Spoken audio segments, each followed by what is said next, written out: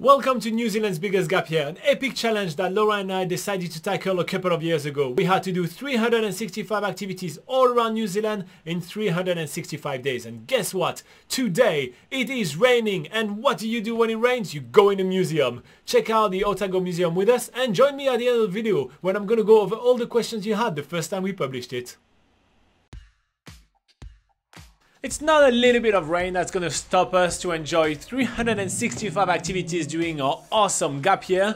So today, despite the rain, we are heading to the awesome Otago Museum. It's a really fun hands-on museum where there is heaps to do for big and small kids like us. In the midst of all the stuff to play with, there is one thing that grabs my attention. It's a massive pipe with some gas inside which responds to music and basically visualizes the sound wave. It's really awesome, and I only know of one song that will fit best.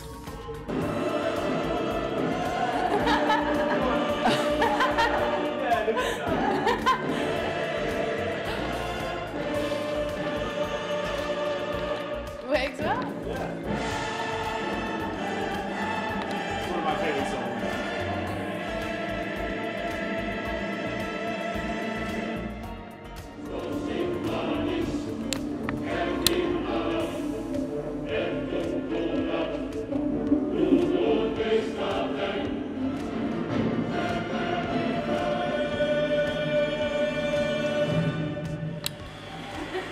That's a pretty epic attraction for a museum, isn't it? We are now moving on to the Discovery World Tropical Forest, which is my personal favourite part of the Otago Museum. And if you arrive here at 11 AM, you actually get to see the release of the first flights from butterflies that have newly emerged from their pupa stage. And when the butterflies get released, they basically want to cling on to the nearest thing they can find, which is me in this instance. But this actually gives us a really awesome perspective of the butterfly, super close up. And there's so many arrays of beautiful colours. This whole room is filled with hot air, making it like an artificial tropical environment that I certainly do not want to leave today. It is super warm in here. But apart from all the beautiful butterflies around us in their amazing colours, there's also a really awesome waterfall halfway through the gardens and lots of different viewing platforms as well where we can watch the butterflies feeding.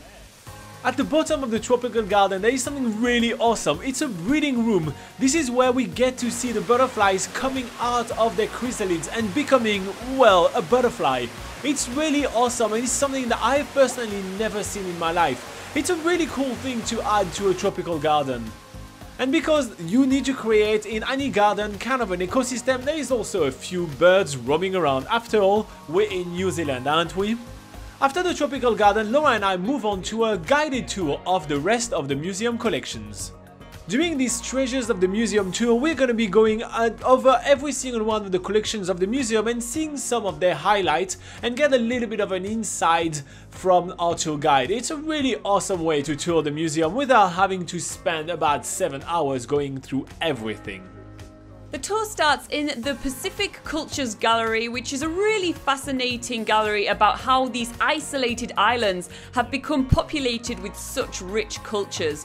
We see all sorts of different artifacts from the islands and really interesting ways that they use currencies on the islands as well. Of course, there are a few exhibitions which are more closer to New Zealand home, called the Tangata Whenua exhibition, showing how the southern iwis of New Zealand live compared to those in the North Island. We then move on to Animal Attic, which displays animals in accordance to the Victorian theory of evolution, which is going from simple to more complex animals. And then we move on to the Maritime exhibition of the Otago Museum. Really? Really? We then move on to the next exhibition, which includes a massive fossil of a plesiosaur. This is actually New Zealand's largest fossil and was found in Shag Point, which is in the Catlins, where we were only a few days ago. The next part of the museum includes a really hairy goat, as well as a stuffed royal albatross. This is because Dunedin is home to the largest mainland colony of royal albatross, which is in Taira Head, where we're going to be going only in a few days when we're visiting the Albatross Center. It's time for us to head out, brave the elements, and make our way back toward the Hogwarts hostel. There's an elephant in the room. Or more specifically, a whale in the room. Because in the middle of the room there's this huge skeleton of a fin whale. And this is only a baby. It's 17 meters long, and again, it's another animal you don't really appreciate the size of until you get this close to its body parts. Alright guys, so I hope that you find the Otago Museum quite interesting. It has changed a lot in the last couple of years. You know, the exhibition changed from time to time, so maybe when you're going to get there, you're going to see some different exhibition. Don't be afraid, it is normal. Museum always keep things up to date and, you know, fresh exhibition galore. Alright, so let's go over some of the comments that you guys had the first time we published it. We had Ebe that says, wow, the museum has really changed since then, and the Discovery World had a really big slide. Well, here you go. You know, that's what I'm trying to say. Like, museum tend to change their exhibition regularly, so don't be too set into seeing a specific exhibition when going to a museum. Just go over there and know that you're going to be learning a lot of awesome stuff, and usually the museum offers really good experiences anyway. Wine World says that he hasn't been in this place in like 20 years. Well, I haven't been in this place in like 2 years. So here you go. Everybody forgets about museums sometimes. We have Tobias Becker that shares a little bit of an insight. It says about the O Fortuna, which is a song that I played for the little fire item. It says, I once sung it in a big choir and experienced this masterpiece. This idea of the Otago Museum is nice. I wonder about the reaction of the classical society if somebody will do a big pyro show during performing it.